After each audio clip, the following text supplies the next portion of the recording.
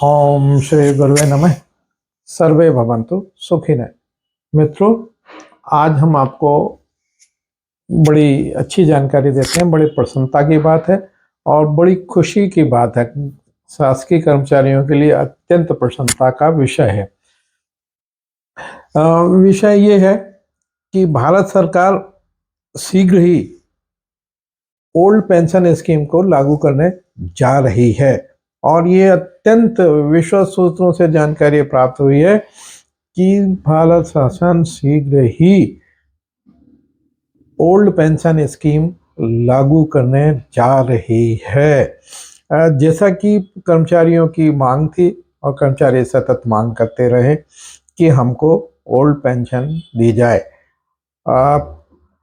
2005 1 जनवरी 2005 के बाद नियुक्त कर्मचारियों को अंशदायी पेंशन दी जा रही है और ओल्ड पेंशन 1/1/2005 से बंद कर दी गई है। अब जानते हैं कि पेंशन, ओल्ड पेंशन क्या है। ओल्ड पेंशन में जो अर्हता होती है, अर्हता प्राप्त करने पर मतलब 33 वर्ष की सर्विस पूर्ण करने पर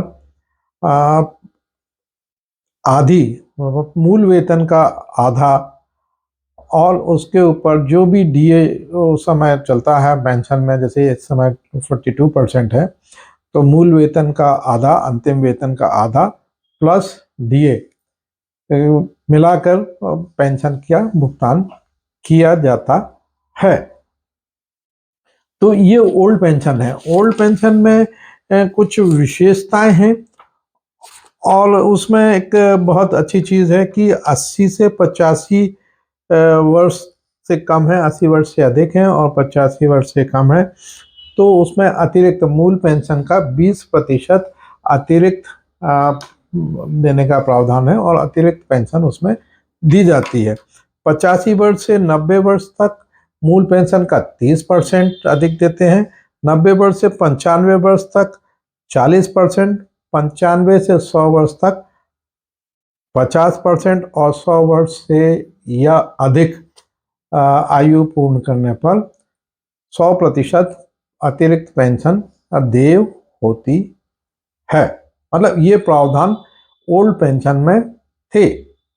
जब नई पेंशन 1/1/2005 के बाद जो भी कर्मचारी नियुक्त हुए हैं उनको ओल्ड पेंशन स्कीम बंद कर दी गई और नई पेंशन योजना लागू की गई, जिसे अंशदायी पेंशन कहा गया है। अंशदायी पेंशन क्या है? अंशदायी पेंशन में कर्मचारी अपने मूल वेतन एवं डीए मतलब महंगाई जोड़कर जो उसको वेतन मिलता है उसके 10% की राशि अंशदायी के रूप में जमा करता है। अंशदायी पेंशन धारकों को एक प्राण नंबर जारी किया जाता है, जो स्थायी लेखा अकाउंट नंबर उनका है, वो पूरे सेवा काल में वो उनका नंबर स्थायी रहता है। उसी नंबर, उसी अकाउंट नंबर में वो अंशदायी जो वो अंश अपना देते हैं, 10% राशि देते हैं, वो उस अकाउंट में जमा होती जाती है और शासन उसके ऊपर 8% से अधिक, 8% से अधिक, 8.5, 8.7 इस तरह से इंटरेस्ट देता है। जो अंश कर्मचारी द्वारा दिया जाता है उतना ही पैसा शासन मिलाती है और जब वो सेवानिवृत्त होता है, 62 ईयर्स में सेवानिवृत्त होता है, 62 ईयर्स की सेवा पूर्ण करने पर, तो उसको वह पूरी राशि वापस कर दी जाती है और एक भाग उसमें से उसका कुछ राशि पेंशन के रूप में सतत दी जाती है, मगर वो जो अमाउंट है वो फिक्स होता है। वह राशि बहुत कम है, इसलिए कर्मचारियों में इस विषय को लेकर अत्यंत असंतोष था और यह मांग हमेशा उनके द्वारा की जाती रही है। और शासन के पास भी यह बात विचारनी थी और इस पर गंभीरतापूर्वक भारत शासन ने विचार किया। इस समस्या को सुलझाने के लिए भारत शासन के प्रधानमंत्री भाई नरेंद्र दामोदर जी मोदी ने 25 मई 2023 को नीति आयोग की बैठक की थी और नीति आयोग में इस विषय पर विचार किया गया था। परंतु इस बैठक में जो मुख्यमंत्री हैं, जो विरोधी दल के जो INDIA के घटक के मुख्यमंत्री हैं, ममता बनर्जी पश्चिम बंगाल, श्री अरविंद केजरीवाल मुख्यमंत्री दिल्ली, श्री अशोक गहलोत मुख्यमंत्री राजस्थान, श्री नीतीश कुमार मुख्यमंत्री बिहार, के चंद्रशेखर राव तेलंगाना, MK स्टालिन तमिलनाडु, ये सारे मुख्यमंत्री इस बैठक का इन्होंने विरोध किया और इस नीति आयोग की बैठक में उपस्थित नहीं हुए। उपस्थित नहीं होने के कारण काफ़ी समस्याएं इससे उत्पन्न हुई और इस विषय को नीति आयोग में दे दिया गया। यदि ये उस समय उपस्थित हो जाते तो संभव है कि उसी समय कांग्रेस घोषणा पत्र में जरूर कहती है कि हम पुरानी पेंशन देंगे, मगर जब उसकी बात होती है तो वो उसका विरोध करती है, क्योंकि यहाँ श्रेय लेने की बात आती है कि श्रेय कहीं बीजेपी को ना मिल जाए या दूसरे दलों को ना मिल जाए, इसलिए इन्होंने उस समय इसका विरोध किया। परंतु यह काम नीति आयोग को सौंप दिया गया है। 25 मई 2023 को जो प्रधानमंत्री नरेंद्र भाई की अध्यक्षता में जो बैठक हुई थी, उस बैठक में इस विषय को नीति आयोग को सौंप दिया गया है। अब नीति आयोग क्या है और कैसे कार्य करता है, इस पर थोड़ा सा चर्चा करते हैं। नीति आयोग है राष्ट्रीय भारत परिवर्तन संस्थान, अर्थात national institute for transformation India. इसका गठन जो हुआ है 1 जनवरी 2015 को इसका गठन हुआ। नीति आयोग का गठन नीति आयोग के मुख्य कार्यकारी अधिकारी CEO, जो पहले CEO हैं वो अमिताभ कांत हैं और इसके सदस्य स्थायी सदस्य हैं, पूर्णकालिक सदस्य हैं। सदस्यों में जो हैं तो विवेक देवराय, श्री BK सारस्वत पूर्व DRDO के सचिव हैं, रमेश चंद्र कृषि विशेषज्ञ हैं और डॉक्टर विनोद पाल जो लोक स्वास्थ्य विशेषज्ञ हैं, वो इसके पूर्णकालिक सदस्य हैं। इसका अधिकार क्षेत्र पूरा भारत सरकार का अधिकार क्षेत्र है। मुख्यालय नीति आयोग का मुख्यालय नई दिल्ली है। कार्यपालक इसमें नरेंद्र मोदी हैं, अध्यक्ष भी हैं, चेयरपर्सन कह सकते हैं, पदेन अध्यक्ष हैं, वो इसका पदेन अध्यक्ष होगा।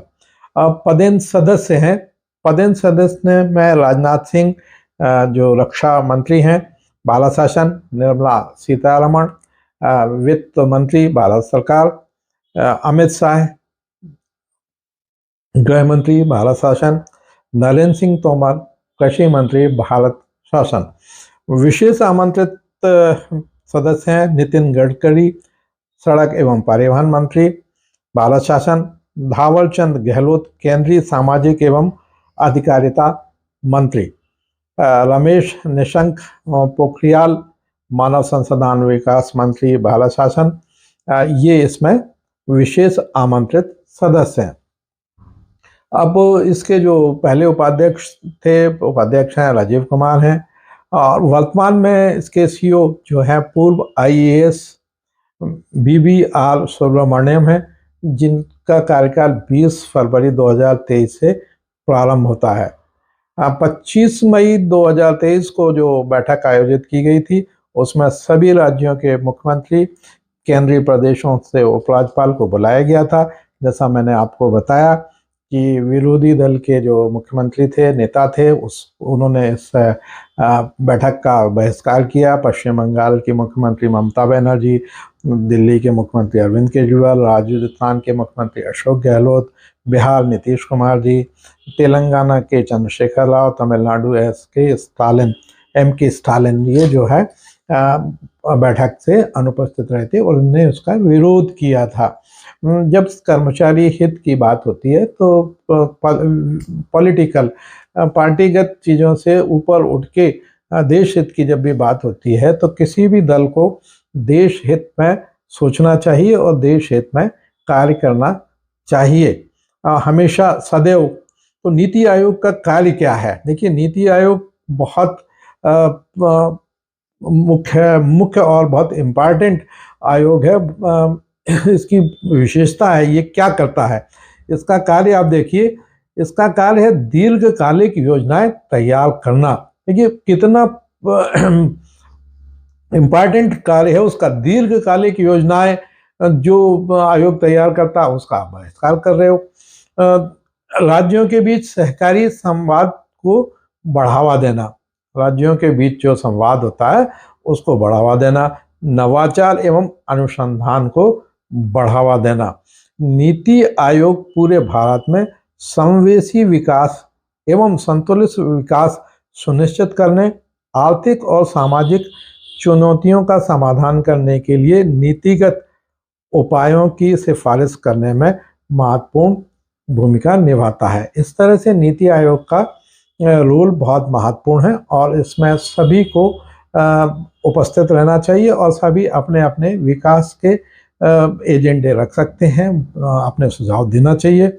और बोलते हैं जब आपस में साथ होता है तब कोई अच्छी चीज़ निकल के आती है। तो जब विषय आया कि कर्मचारियों को पुरानी पेंशन दी जाए तो फिर इसको नीति आयोग में दे दिया गया। अब नीति आयोग को ये निर्देशित है, नीति आयोग के समक्ष यह बात कही गई है कि जल्दी से जल्द ये अपनी रिपोर्ट प्रस्तुत करें ताकि जो है लोकसभा